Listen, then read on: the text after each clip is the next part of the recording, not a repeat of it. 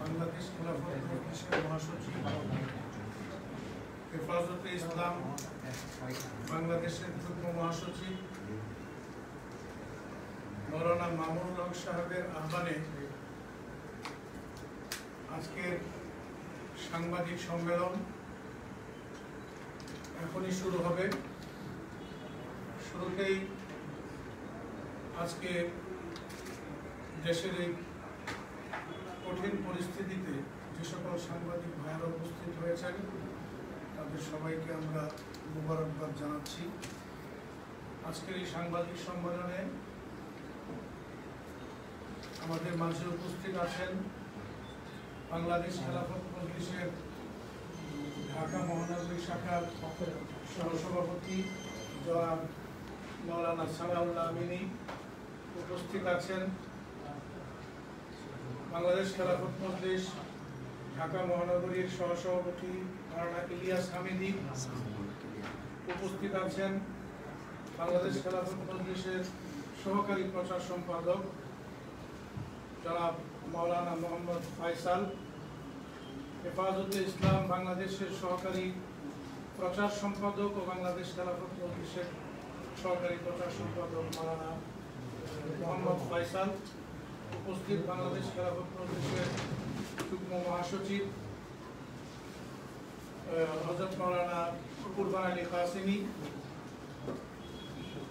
এবং আমাদের মাঝে উপস্থিত আছেন আজকের সাংবাদিক সম্মেলন যিনি আহ্বান করেছেন বাংলাদেশ খেলাফত মজলিসের সম্মানিত মহাসচিব হেফাজতে ইসলাম বাংলাদেশের সংগ্রামী যুগ্ম মহাসচিব জনাব হযরত মাওলানা মামুনুল হক।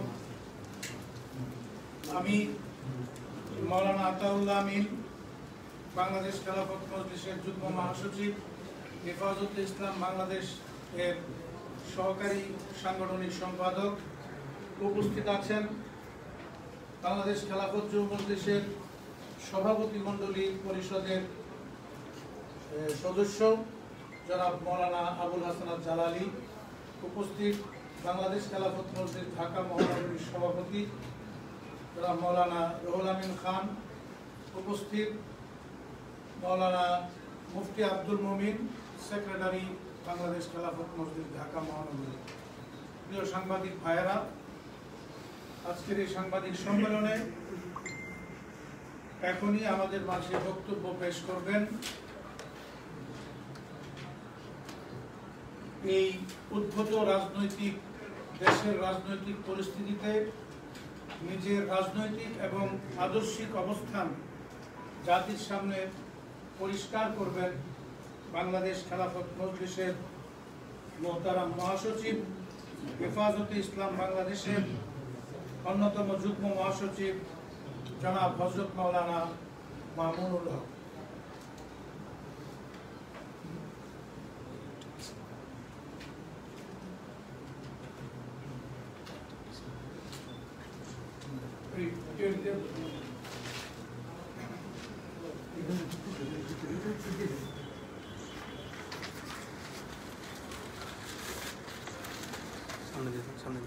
সামনে দিয়ে যান।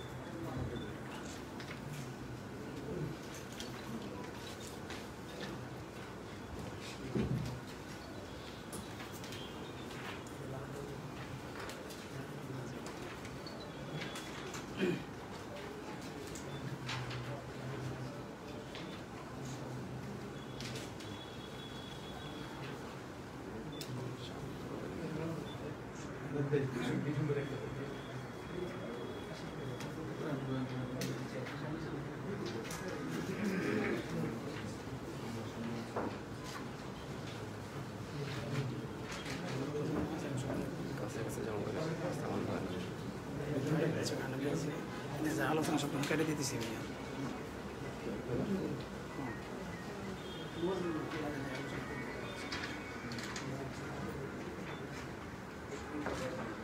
बिस्मिल्लाहिर रहमानिर रहीम अल्हम्दुलिल्लाहि रब्बिल आलमीन वस्सलातु वस्सलामु अला अशरफिल अंबिया'i वल मुरसलीन व अला आलिहि व अस्हाबिहि व मन तबिअहुम व दआ बिदाअतिहि इला यौमिद्दीन। প্রিয় সাংবাদিক বন্ধুগণ, আসসালামু আলাইকুম ওয়া রাহমাতুল্লাহ। আশা করি আপনারা সবাই ভালো আছেন। প্রথমেই আমার আহ্বানে সাড়া দিয়ে এখানে উপস্থিত হওয়ায় আপনাদেরকে ধন্যবাদ জ্ঞাপন করছি। বেশ কিছুদিন ধরে কিছু ভুল তথ্যের ভিত্তিতে আমার বিভিন্ন প্রোগ্রামে বাধা দেওয়া হচ্ছে। সরকার দলীয় কিছু সংগঠন আমার বিরুদ্ধে আন্দোলন করছে, সেই সাথে বিভিন্ন সংবাদ ও যোগাযোগ মাধ্যমে আমার নামে বিভ্রান্তিকর কিছু তথ্য প্রচার হচ্ছে। এহেন পরিস্থিতিতে জাতির সামনে আমার রাজনৈতিক ও আদর্শিক অবস্থান সহ নিজের বক্তব্য তুলে ধরাকে জরুরি মনে করছি। সেই লক্ষ্যেই আপনাদেরকে আহ্বান করেছি। প্রিয় সাংবাদিক ভাইয়েরা, আপনারা আমার পারিবারিক পরিচয় সম্পর্কে অবগত আছেন। আমার বাবা উপমহাদেশের প্রখ্যাত হাদিস বিশারদ এবং বাংলাদেশের একজন বর্ষিয়ান জাতীয় নেতা মরহুম শাইখুল হাদিস আল্লামা আজিজুল হক।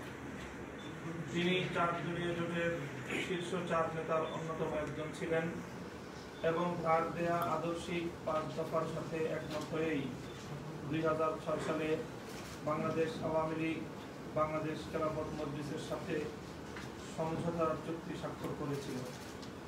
তিনি ধর্মীয় ও রাজনৈতিক যুগপৎ একটি ঐতিহাসিক ধারার প্রতিনিধিত্ব করে গেছেন, যা উপমহাদেশের দেওবন্দি ধারা হিসেবে সুপরিচিত।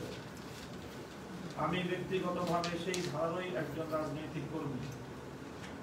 বৃহত্তর সামাজিক ও রাজনৈতিক অঙ্গনে ইসলামের বিজয় প্রতিষ্ঠার মাধ্যমে দেশ, জাতি ও মানবতার কল্যাণ সাধনই আমার রাজনৈতিক লক্ষ্য। কুরআন সুন্নাহর আলোকে পূর্বসূরীদের অনুসৃত পথে স্বচ্ছ রাজনৈতিক প্রক্রিয়ার মাধ্যমে লক্ষ্য অর্জনের চেষ্টা চালানোই আমার ব্রত। কোন ষড়যন্ত্র অথবা গোপন আতাতের মাধ্যমে দেশ, রাষ্ট্র কিংবা সরকার বিরোধী কোনো কর্মসূচি আমাদের নেই। অতীতে বিভিন্ন সময়ে বিভিন্ন জোটবদ্ধভাবে রাজনীতিতে ভূমিকা রাখলেও বর্তমানে আমাদের সংগঠন বাংলাদেশ খেলাফত মজলিস ও ব্যক্তিগতভাবে আমি কোনো রাজনৈতিক জোটে যুক্ত নই। আমাদের এমন স্পষ্ট রাজনৈতিক অবস্থান থাকা সত্ত্বেও লক্ষ্য করছি একটি মহল ষড়যন্ত্রমূলকভাবে আমি ব্যক্তি মামুনুল হককে সরকারের মুখোমুখি দাঁড় করিয়ে দেওয়ার পায়তারা চালাচ্ছে। আর এই জন্য জামাত শিবিরের রাজনৈতিক এজেন্ডা বাস্তবায়নের অমূলক ও কল্পিত অভিযোগ আমার উপর চাপিয়ে দেওয়ার চেষ্টা করছে। আমি এই ষড়যন্ত্রের তীব্র নিন্দা জ্ঞাপন করছি। প্রিয় সাংবাদিক বন্ধুগণ, কিছুদিন ধরে ঢাকার ধোলাইপাড়ে বঙ্গবন্ধুর ভাস্কর্য নির্মাণের ইস্যুতে বিক্ষুব্ধ হয়ে উঠেছে বাংলাদেশের ধর্মীয় অঙ্গন। স্বাভাবিকভাবেই ইসলামী দৃষ্টিকোণ থেকে মানুষ কিংবা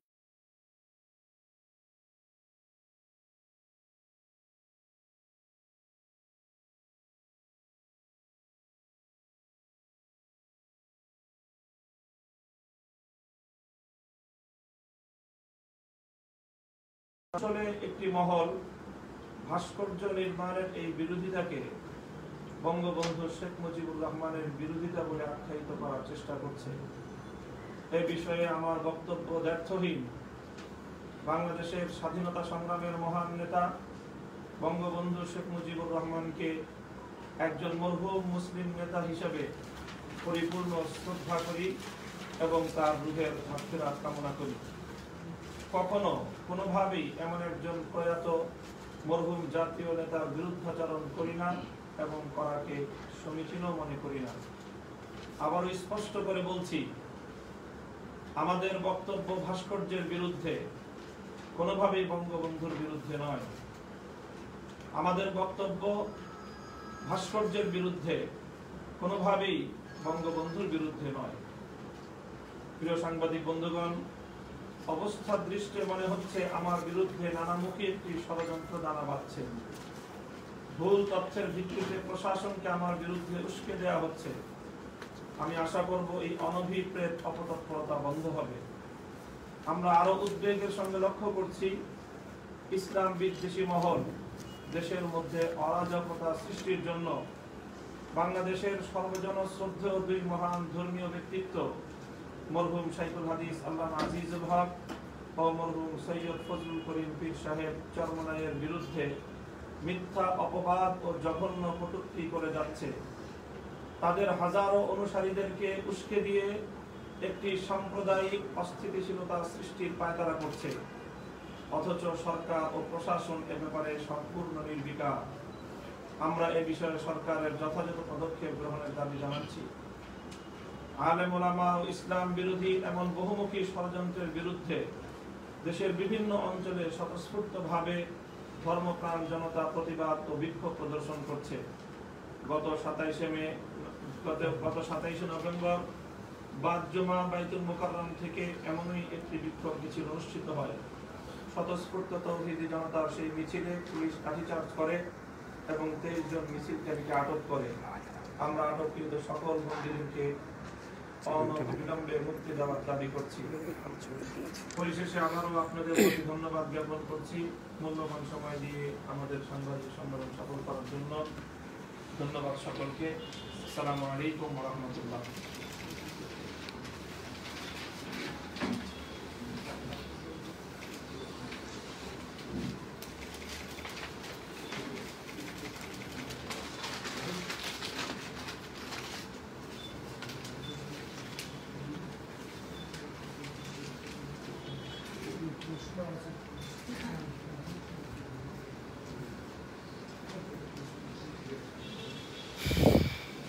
বাংলাদেশের প্রেক্ষাপটে শেখুল হাদিস আল্লামা আজিজুল হক রহমতুল্লাহ আলাইহির পরিবারের প্রতি ষড়যন্ত্র কারা করতে পারে বলে মনে করেন? আমরা আশঙ্কা করছি এবং বিভিন্ন আভাসের আলামতের দ্বারা এটা বুঝতে পারছি যে প্রধানত ষড়যন্ত্রকারী একটি মহল, যারা এদেশে নাস্তিক মুরতাদ নামে পরিচিত, এবং রাজনৈতিক অবস্থান থেকে নয় বরং ধর্মীয় অবস্থান থেকে সারা পৃথিবীর ধর্মীয় যতগুলো স্কুল অফ থট রয়েছে কেউ কোনো কথা বলার কোনো অবকাশ নেই।